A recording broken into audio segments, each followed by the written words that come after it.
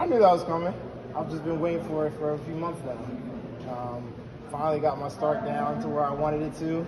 I knew after the semis that it was going to be, today was going to be the day. I looked at the weather, I was like, yeah, this is it. How did it feel to break Michael Johnson's record? And you saw him afterwards, I believe, as well. Yeah, he came down after I got done with all my video interviews. Because to be honest, I didn't expect him to come down.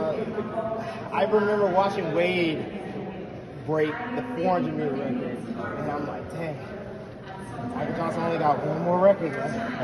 Who's gonna be the one to break it? I was like, I want to be the one. And shoot, this year, all me and my coach have been talking about was like, we're going after that record. We're going after that record. And here it is. And now we're hungry for more. What were you saying to the clock when you saw 1932? I was telling it to give me some slack, man. I was like, how's it going to show up in the same time, 1932? Come on, change that. And then how did you find out that it was 1931? Who told you how it was? Well, I turned around from the big clock, and then everybody went, yeah! And I'm like, what happened? And then I looked up at the big clock in the stands, and I saw 31. I'm like, yes! Why did you have such a great start tonight? Enthusiasm. All right. Great field behind me, full of great starters. I didn't want to lose. I had a plan to win. Yeah.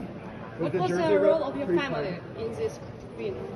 What was the role of your family? Of course, support. We support each other in everything that we do. That doesn't mean that it's going to change just because somebody is graduating from high school or college, or somebody's trying to win a world championship. And you tweeted before that USA were touching everything here. Oh, everything. And you did another 1, 2, 3. What do you make of the current generation of sprinters you have in this country? And it's nice to see. I remember looking. This whole year was just wild because I remember starting it, and I'm like, I was having back issues before indoor, and I was like, I'm not going to run indoor. And then here I am in Milrose running against the fastest 60 runners ever. And I'm like, why the heck am I here? Then I'm PRing in the 60, and I'm like, oh, shoot. And then we're going outside, and, we're going to Bermuda and stuff like that. I'm like, oh, this is okay. But then I'm driving, and I hear Ariane just runs 19.4, stop my dinner plans, turn back around. We got to get ready to run tomorrow, drop the 19.8. I'm watching Fred, Mike go at it in Mount Sac. We're going at it in Doha now, all the way to New York. And I'm like, yeah, this is what I've been waiting to see from America. There is nothing but dominance. You can't choose a favorite until I came back home. I have one more quick question for you.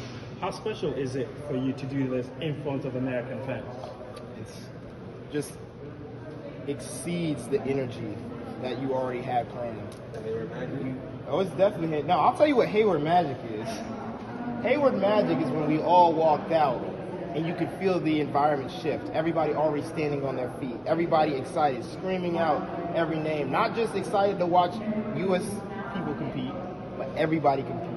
Knowing that they were about to see something amazing, and then it happened. How many family members did you have in the stadium tonight? What'd you say? How many family members did you have in the stadium tonight? So I got mom, stepdad, sister, brother, dad, stepmom, uncle, grandma. All right. Everyone talks about how special rivalries can do to the sport of athletics. Yeah. At the moment, it looks like there's one developing between you and my team. What do you think how do you think that's going to shape the way the 200 meters go? Because there's still a couple of records that you guys could break. Yeah, I think it's going to get even better. And then now that I'm, doing this in the 200, I remember exactly. It's time to move back to the 100. Now the 100 can be fun again. Apparently, I got to start waiting to come out. So now I just got to keep getting it and making sure that it comes out in the 100. When and why did you make the decision to drop the 100 this year? Because I really wanted to break that American record in the 200. And I did not want to lose the Ariane.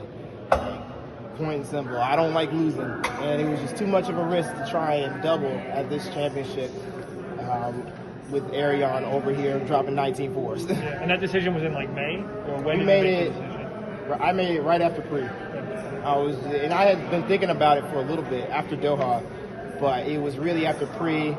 Ralph Mann came by and he was like, "Yeah, the way you're starting is bad." And I'm like, "Shoot," because I've been practicing all year.